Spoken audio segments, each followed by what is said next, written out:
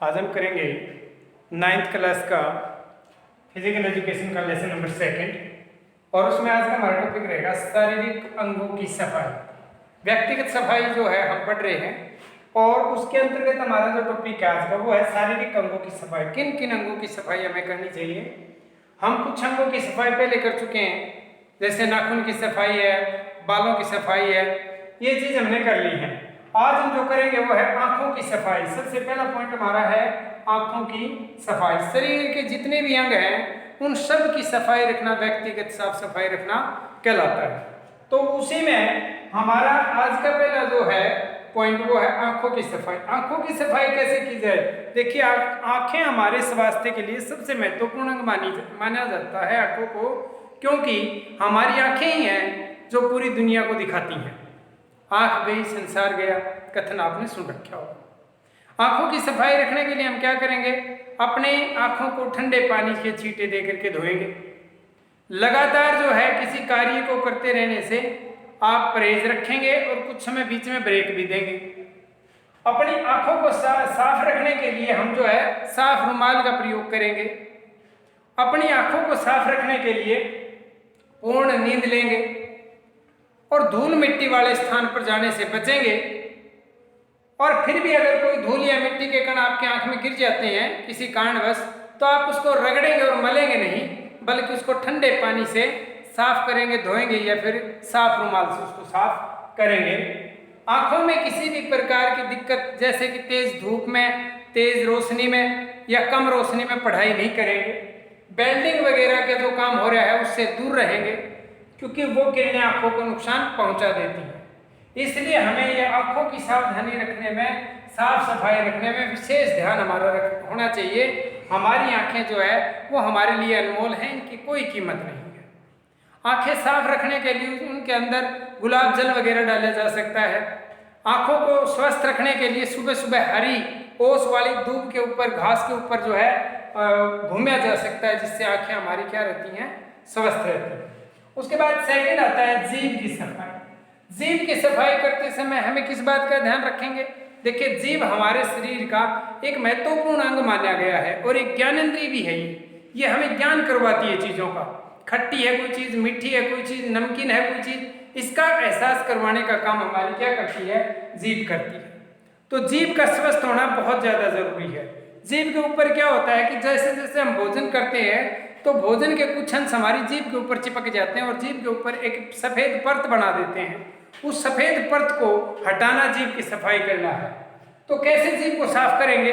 देखिए, दातुन करते टाइम आपने देखा होगा कई बार वो जीभ भी आती है, उनसे साफ करते हैं हम अपनी जीभ को। या फिर दातुन करते हैं नीम वगैरह की, तो उसको बीच में से फाड़ लेते हैं और फिर उससे जीभ को साफ कर लेते हैं। उंगली के द्वारा भी जीभ को जो है साफ किया जा सकता है, लेकिन साफ सुथरा आपका हाथ साफ सुथरा हो, ये ना हो कि गंदगी भरे हाथ बड़े नाखून से आप अपनी जीभ की सफाई करें। तो आप या तो स्टील की बनी हुई जो जीभ भी आती है उनसे अपनी जीभ को साफ करें, या दातुन को फाड़ के उससे साफ करें और खुला ढंग से करें, तो आपकी जीभ जो है वो साफ रखी जा सकती है, जिससे आपको टेस्ट का पता चलता रहेगा और आपका जो मुख है उसमें से किसी प्रकार की बदबू भी नहीं आएगी। उसके बाद है आपका मुख। मुख की सफाई करना भी बहुत ज्यादा जरूरी है, क्योंकि जीभ किसमें रहती है, मुख के अंदर रहती है। तो हमारा मुख साफ सुथरा होगा तो हम जो है क्या करेंगे कि भोजन करते टाइम जो अंश भोजन के बच जाते हैं उनको अच्छी तरह से कुल्ला करके साफ करना, मुख को साफ करना है। किसी भी प्रकार से जो है मुख में भोजन के अंश नहीं रहने देंगे। हम दातुन करेंगे, ब्रश करेंगे या फिर आप अपने गरारे वगैरह करेंगे, क्योंकि जो हमारा भोजन है उसके कुछ अंश हमारे भोजन करते समय हमारे मुख में बच जाते हैं, उनको साफ करना, मुख को साफ करना है। तो मुख को साफ रखने में भी आप सावधानी बरतें। इसके बाद है गले की सफाई। गले में क्या होता है, जो भोजन हम खाते हैं वो हमारे गले में चला जाता है, गले के द्वारा वो हमारे आमाशय तक पहुंचता है। तो जो गले में भोजन जाता है उसमें भी कुछ ना कुछ वहां पर गंदगियां रह जाती, कुछ अंश भोजन के वहां पर बचे रह जाते हैं, उनको साफ करना जरूरी है। गले में कई बार टॉन्सिल बन जाते हैं, कई बार हमारा गला जो है उसमें खराश हो जाती है, तो इस प्रकार गले को साफ रखने के दौरान हम ये ध्यान रखें कि अगर आपके गले में कोई टॉन्सिल है, कोई खराश है, या फिर आपको किसी भी प्रकार से गले में निकलते टाइम कोई दिक्कत होती है, तो एक तो आप डॉक्टर से ज़रूर राय ले लें, सलाह ले लें, दिक्कत ना हो कोई बड़ी, इसका पता पहले ही चल जाए। दूसरा, अगर आप अपने हिसाब से साफ सफाई करें तो कुल्ला करें, और कुल्ला करते टाइम जो है आप गर्म पानी लेकर के उसमें नमक डाल करके नमक के गरारे करें, जिससे आपके गले की जो दिक्कतें हैं वो दूर हो जाएंगी और आपका गला एकदम से साफ हो जाएगा। नमक डाल के गरारे करना गले को साफ करने का सबसे अच्छा तरीका माना गया है। फिर है कानों की सफाई। कान की सफाई में हम क्या ध्यान रखेंगे कि जैसे ही हम कान की सफाई करेंगे तो ये जरूर ध्यान रखिए कि आप सफाई कर किससे रहें। जिस किसी भी पैनी चीज से, जैसे कोई सुई है, कोई पेना, कोई कील है, कोई पेन है, कोई पेंसिल है, वो कान में ना डालें, क्योंकि वो कान में डालने से क्या होता है, हमारे कान का पर्दा बड़ा नाजुक होता है और वो आपको पता भी नहीं चलता, वो पर्दा आपका फट सकता है। तो कैसे साफ करेंगे? कभी नहाते टाइम पानी कई क्या करते हैं, पानी लेंगे और सीधा ही कान के अंदर मारेंगे स्पीड से, उससे हमारे पर्दे को नुकसान पहुंचता है।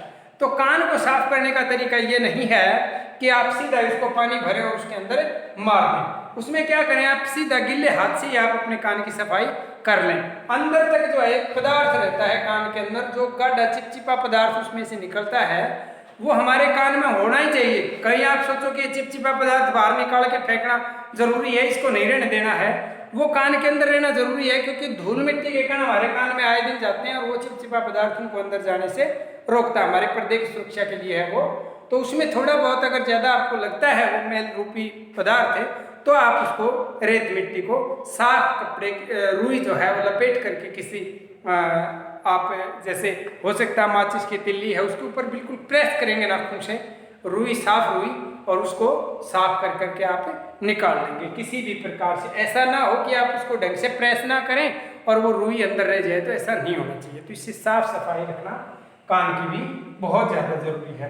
फिर है नंबर 6 दांतों की सफाई। दांतों की सफाई रखना बहुत आवश्यक है, क्योंकि दांत हमारे शरीर में भोजन को चबाने का काम करते हैं। दांत हमारे भोजन को चबाने के अलावा क्या करते हैं, दांत हमारे भोजन को चबाने का काम तो करते ही हैं, हमारे शरीर की सुंदरता बढ़ाने में भी दांतों का अहम रोल होता है, क्योंकि ये हमारे लिए अनमोल क्या है, मोती के समान है। तो हमारे दांत साफ सुथरे मोती जैसे चमकदार होने चाहिए। इसके लिए आप क्या करेंगे, आपको बार बार बताया जाता है, जब आपका स्कूल लग रहा होता है तब हम आपके दांतों को साफ करते हैं, सप्ताह में एक बार साफ सफाई के लिए बोलते हैं आपको, और आपके दांतों की सफाई को चेक भी करते हैं। साथ ही साथ हम आपको सलाह भी देते हैं कि रात को खाना खाने के बाद दांत साफ करिए और सुबह खाना खाने के बाद दांतों को साफ करिए, क्योंकि खाना खाने के बाद अगर आप दांत साफ करेंगे तो जो भोजन के अंश बचे हुए हैं दांतों के बीच में फंसे हैं वो निकल जाएंगे और आपके दांत साफ सुथरे रहेंगे। किसी भी प्रकार से जो है ना टाइट ब्रश ना रखिए, क्योंकि दांतों की सफाई करते समय टाइम ये ध्यान रखना जरूरी है कि हमारी ब्रश जो है वो ना तो ज़्यादा टाइट हो और ना ही ज़्यादा मुलायम हो। मुलायम होगी तो दांतों की सफाई ढंग से नहीं कर पाएगी, और ज़्यादा टाइट होगी तो दांतों के ऊपर एक परत होती है एनेमल नामक परत, जो हमारे दांतों को स्वस्थ रखती है, जिससे हमारे दांतों की चमक बनी रहती है। उस एनेमल परत को आप घिसा देंगे, तो ऐसा आप बिल्कुल भी ना करें। आप दातुन कर सकते हैं, नीम किक्कर वगैरह की दातुन आप करें, दांतों को साफ करने के लिए अच्छा उत्तम तरीका है। और अन्यथा आप ब्रश करें और अच्छी पेस्ट का इस्तेमाल किया जाए। ब्रश ना ही ज़्यादा टाइट और ना ही ज़्यादा मुलायम हो, मध्यम आकार की ब्रश का इस्तेमाल किया जाए।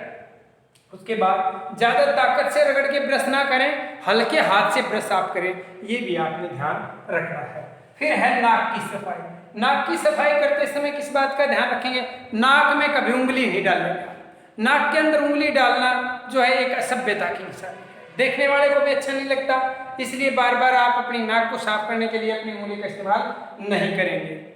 नाक के अंदर बाल होते हैं, जो बाल हैं वो हमारी नाक की सुरक्षा के लिए होते हैं। हाँ, हमारे शरीर के फेफड़ों के तक धूल कण ना जाने दें, इसलिए वो हमारे नाक के अंदर बहुत ही ज़्यादा आवश्यक माने जाते हैं। तो नाक की साफ सफाई करते समय हमें ये ध्यान रखना है कि वो पानी से उसको नाक को आप साफ करें, एक निश्चित टाइम, जैसे नहाते टाइम आप साफ कर लें, अन्यथा आप अपने मुंह को धोते टाइम अपनी नाक को साफ कर लें। ऐसा ना हो कि दिन भर आप उसमें अपनी उंगली डाल करके सफाई करते रहें, ये गलत तरीका है। इसलिए आपकी नाक साफ होनी बहुत ज़रूरी है, क्योंकि नाक की साफ सफाई अगर है तो आपकी नाक से शुद्ध वायु आपके फेफड़ों तक पहुंचेगी, और दूसरा जो गंध है, सुगंध है, महक है, उसकी जानकारी भी नाक आपको प्रॉपर रूप से देती रहेगी। एक लास्ट पॉइंट हमारा और रह जाता है इनके अलावा, वो है पेट की सफाई। हमारे पेट की भी साफ सफाई होनी बहुत ज़रूरी है, क्योंकि जो भोजन है वो हमारे शरीर के अंदर, जो पेट है वो अमाशय में जाता है, लेकिन वो जो पेट की सफाई में देखिए आप क्या ध्यान रखेंगे, इसकी सफाई करते समय हमें ये ध्यान रखना है कि पेट की सफाई करें कैसे। पेट की सफाई करने के लिए आप जो है सप्ताह में 1 या 2 दिन व्रत फास्ट रख सकते हैं। व्रत रखने से आपके पेट जो है ना वो साफ सफाई उसकी रहेगी। एक ऐसी चीज़ों का इस्तेमाल ज़्यादा किया जाए जिसमें फाइबर हो, जिसमें रेशे हों, तो आपका पेट ठीक ढंग से साफ होता रहेगा। कभी भी आप जो है ज़्यादा चटपटी चीज़ें, चाउमीन है, बर्गर है, समोसा है, इसका सेवन ना करें। सप्ताह में 1 बार दलिया और खिचड़ी का सेवन करें, तो आपके पेट की प्रॉपर सफाई होती रहेगी। पानी जो है उचित मात्रा में पीते रहें, तो भी आपकी पेट की सफाई होती रहेगी। समय पर शौच आदि के लिए जाएं, निश्चित समय पर आप शौच के लिए जाएंगे तो आपकी पेट की सफाई होती रहेगी। अगर 2 टाइम सुबह और शाम आप शौच के लिए जाते हैं तो और भी अच्छी तरह से आपकी पेट की सफाई होती रहेगी। तो ये कुछ एक आज अंग थे हमारे, जो शारीरिक सफाई के अंतर्गत इन अंगों का हमें ध्यान रखना होता है। आशा है आपने इन सभी अंगों की साफ सफाई से पहले परिचित होंगे, और अगर फिर भी आप परिचित नहीं है तो फिर से दोबारा अपनी बुक में पूरा डिटेल से इनको पढ़ेंगे, और इन चीज़ों को इस तरह से तैयार करेंगे कि परीक्षा में भी हम लिखें और अपने जीवन में भी इन चीज़ों को अपनाएं।